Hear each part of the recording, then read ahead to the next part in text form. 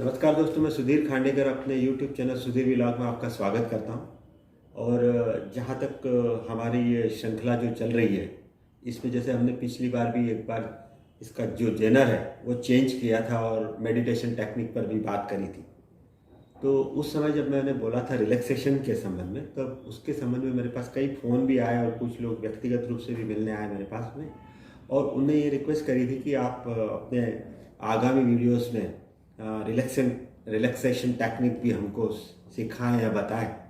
तो दोस्तों, मैं चाहता हूं कि कल परसों या बाद में जब भी होगा तो मैं रिलैक्सेशन टेक्निक पर भी बात करूंगा। और उसके अलावा एक कल के जो वीडियो था उसमें भी मैंने बोला था कि मौन पे भी मैं बताना चाहता हूं कि कितना इम्पॉर्टेंट और कितना इफ़ेक्टिव है हमारे आज के वर्तमान लाइफ में। तो उस पर भी एक अच्छा सा वीडियो मैं प्रस्तुत करूंगा। आज का वीडियो जो है वो एक ऐसी कहानी है जिसमें कि एक गांव की है, जिसमें एक साधु बहुत माने हुए थे। वो जो आए और वहाँ रहना चालू करा था। उनने गांव के बाहर एक प्राचीन मंदिर था, उसमें वो रहना शुरू किया था। तो गांव चूँकि बहुत बड़ा था, लेकिन चूँकि ये बहुत पहले वाली कहानी है, बहुत पुराने समय की कहानी है, जबकि उस समय पानी पीने के जो साधन रहते थे बड़े लिमिटेड होते थे। जैसे जिन गाँव के पास में अगर नदियाँ नहीं होती थी तो वो अपना जो पानी पीने का काम रहता था वो कुओं से चलाते थे। तो उस बड़े से गांव में एक ही कुआं था। एक बार क्या हुआ कि उस कुएं में 3 कुत्ते आपस में लड़ते हुए, झगड़ते हुए एक दूसरे से, और तीनों उस कुएं में गिर पड़े और उन्हीं में उनकी मृत्यु हो गई।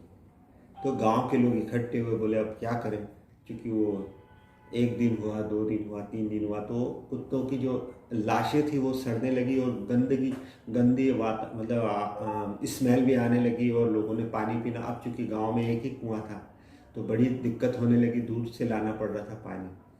तो गांव की पंचायत जुड़ी और सब लोगों ने तय किया कि अब क्या करें, इसका कैसे क्या होगा। तो उन्होंने कहा कि यार, जो अपने यहाँ बाहर से जो साधु आए हुए हैं उनसे इसका कुछ सॉल्यूशन लिया जाए। तो वो लोग उनकी कुटिया की तरफ बढ़े, बाहर जो मंदिर था जहाँ रुके हुए थे वहाँ पहुँचे। उनने अपनी बात रखी उनके सामने। तो साधु जी ने कहा एक काम करो, कुएं की सफाई करना है तो गंगा जल से शुद्ध कर लो उसको, और उसके बाद कुएं का पानी पीने के लायक हो जाएगा। गांव वाले वापस आ गए।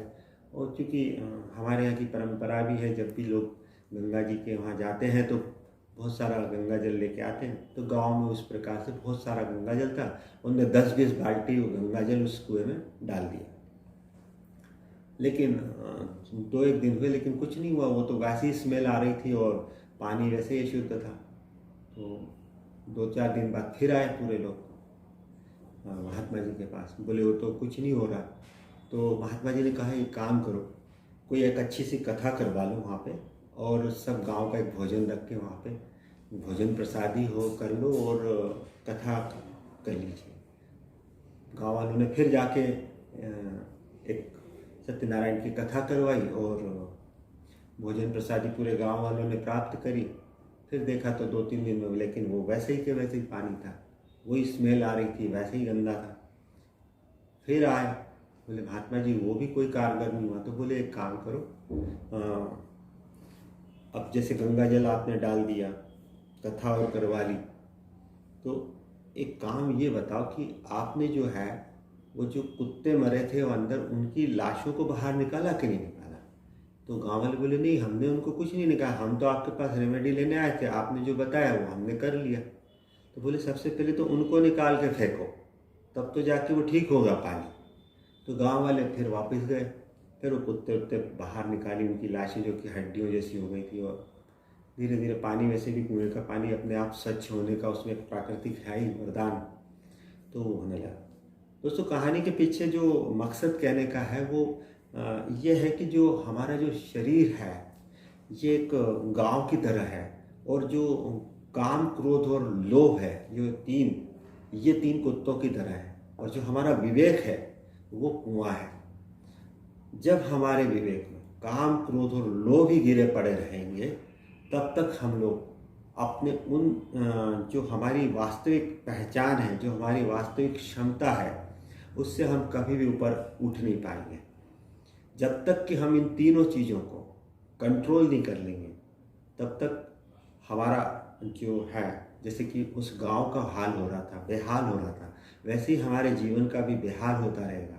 तो हमारे जीवन को अगर सुखी बनाना है, समृद्ध बनाना है, आसपास के वातावरण को अच्छा बनाना है, दूसरों के साथ अच्छा सामंजस्य रखना है, एक दूसरे से प्रेम का भाव रखना है, सद्भावना का भाव रखना है, तो काम, क्रोध और लोभ, ये तीन जो है जड़ें, जो मेन जड़ है, इसको हमें साफ करना होगा।